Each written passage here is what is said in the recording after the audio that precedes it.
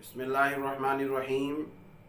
आज का सवाल ये है कि कान और आँख में दवाई डालने से रोज़ा टूट जाता है या नहीं टूटता। मैंने एक मुफ्ती साहब से पूछा तो उन्होंने बताया कि कान में दवाई डालने से रोज़ा टूट जाता है और आँख में दवाई डालने से रोज़ा नहीं टूटता। दूसरे मुफ्ती साहब से पूछा तो उन्होंने इसके बिल्कुल बरअक्स बताया कि अगर कान में दवाई डालेंगे तो रोज़ा नहीं टूटेगा और अगर आँख में दवाई डालेंगे तो रोज़ा टूट जाएगा। इस बारे में सही हुक्म क्या है? देखें, चूँकि आप दो मुफ्तियान किराम से पूछ चुके हैं और दोनों के मुख्तलिफ जवाबात की वजह से आप मुतरद्दिद हो चुके हैं, इसलिए ज़रूरी है कि आपको मसले की वजाहत करके दलील के साथ समझाया जाए ताकि आपका तरद्दुद दूर हो जाए। इस बारे में सबसे पहले तो उसूल समझ लीजिए कि अगर कोई चीज़ बाहर से फितरी रास्ते से गुज़रती हुई मैदे तक पहुंची या दिमाग तक पहुंची तो उससे रोज़ा टूट जाता है। फितरी रास्ते से मुराद ये है कि किसी रग से होकर जाए, किसी नाली से जाए, किसी मनफस से जाए, कोई ऐसा रास्ता मौजूद हो जो डायरेक्ट मैदे तक पहुंचता हो या डायरेक्ट दिमाग तक पहुंचता हो, तो उस रास्ते से गुज़र कर जो चीज़ जाएगी तो वो रोज़े को तोड़ देगी।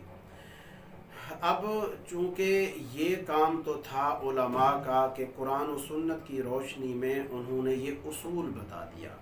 अब किस जगह से रास्ता मैदे की तरफ जाता है, दिमाग की तरफ जाता है, और किस जगह से रास्ता मैदे और दिमाग की तरफ नहीं जाता, ये काम उलमा का नहीं है। ये काम है अतिब्बा का, हुक्मा का, डॉक्टर्स का। ये तिब का शोबा है, तिब का मैदान है। लिहाजा कदीम उलमा ने अपनी किताबों में तिब की मुआफ़क़त करते हुए, तिब की तहकीक के ऊपर इन्हिसार करते हुए जो मसला लिखा वो उनके मुताबिक ठीक था। अब के उलमा जो मसला बता रहे हैं वो भी ठीक है, लेकिन उसकी मसला बदलने की वजह क्या है? मसला बदलने की वजह तिब्बी तहकीक का बदलना है। उस वक्त के अतिब्बा की ये तहकीक थी कि कान और दिमाग के दरमियान एक रास्ता मौजूद है। लिहाजा इस बुनियाद पर उस वक्त के उलमा ने कहा कि अगर अतिब्बा ये कहते हैं, क्योंकि ये उनका शोबा है, ये उनकी फील्ड है, वो इस बारे में माहिर हैं, हमसे ज़्यादा जानते हैं, तो जब वो कह रहे हैं कि कान और दिमाग के दरमियान रास्ता मौजूद है तो हम इस उसूल की रोशनी में ये फतवा देंगे कि कोई शख्स अगर कान में दवाई डालेगा तो रोज़ा टूट जाएगा। और उस वक्त के अतिब्बा ने बताया कि आँख और मैदे और दिमाग के दरमियान कोई रास्ता मौजूद नहीं है। जो आँख में हम दवाई डालते हैं और वो गले में महसूस होती है, वो किसी फितरी रास्ते से गुज़र के नहीं जाती, बल्कि वो मसामात से सिम के जाती है। लिहाजा उस वक्त के उलमा ने अतिब्बा की इस तहकीक पर इन्हिसार करते हुए ये बताया कि जब आँख और मैदे और दिमाग के दरमियान कोई मनफज, कोई रास्ता मौजूद नहीं है तो आँख में दवाई डालने से रोज़ा नहीं टूटता।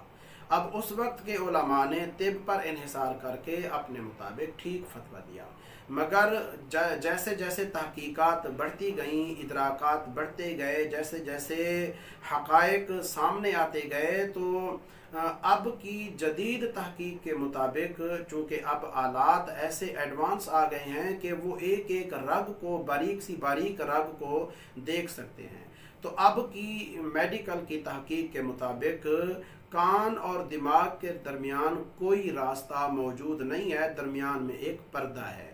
लिहाजा इस तहकीक पर इन्हिसार करते हुए अब के जदीद उलमा ये फतवा देते हैं कि अगर कोई शख्स कान में दवाई डालेगा तो उससे रोज़ा नहीं टूटेगा, क्योंकि कान और दिमाग के और मैदे के दरमियान जब कोई रास्ता ही मौजूद नहीं है तो उसूल की बुनियाद पर यही फतवा बनता है।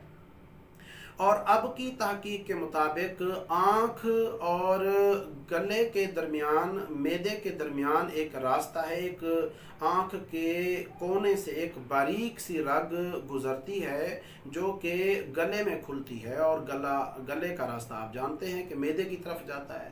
لہٰذا اب کی تحقیق کے مطابق چونکہ آنکھ اور معدے کے درمیان ایک فطری راستہ موجود ہے، ایک رگ موجود ہے، تو اب کی تحقیق کے مطابق فتویٰ یہ ہوگا کہ آنکھ میں اگر دوائی ڈالیں تو چونکہ فطری راستے سے وہ دوائی گزر کر معدے تک پہنچے گی تو آنکھ میں دوائی ڈالنے سے روزہ ٹوٹ جاتا ہے۔ لہٰذا اب صحیح فتویٰ اطباء کی آج کی جدید تحقیق پر انحصار کرتے ہوئے یہ ہوگا کہ اگر کان میں کوئی شخص دوائی ڈالتا ہے تو اس کا روزہ نہیں ٹوٹتا۔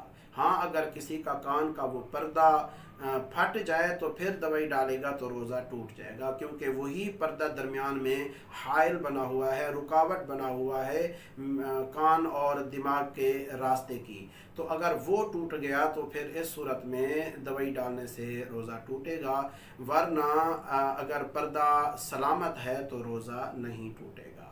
اور اگر آنکھ میں کوئی شخص دوائی ڈالتا ہے تو چونکہ یہاں راستہ موجود ہے، اس وجہ سے آنکھ میں دوائی ڈالنے سے روزہ ٹوٹ جائے گا۔ میں امید کرتا ہوں کہ اس وضاحت کے بعد آپ کا تردد ختم ہو گیا ہوگا۔ اللہ رب العزت ہم سب کے روزوں کی